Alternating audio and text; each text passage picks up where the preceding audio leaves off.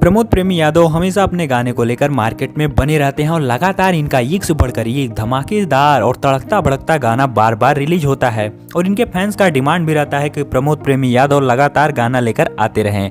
आपको बता दें, इनका एक बहुत ही बेहतरीन गाना आप लोग के बीच रिलीज कर दिया गया है, जिस गाने का टाइटल है दर्द बा कमर में।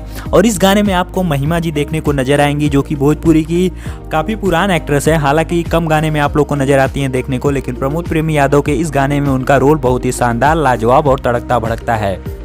तो आप लोग जाके प्रमोद प्रेमी यादव जी का इस गाने को जरूर सुनिएगा। हालांकि इस गाने को अश्लीलता के तरीके से नहीं बनाया गया है और भोजपुरी का अगर कंटेंट हो तो उसमें हल्का फुल्का अश्लीलता आप लोग को जरूर देखने को नजर आएगी। तो आप लोग इस गाने को देख के हमें नीचे कमेंट में बताइएगा कि क्या इस गाने में अश्लीलता दिखाई गई है या नहीं दिखाई गई है।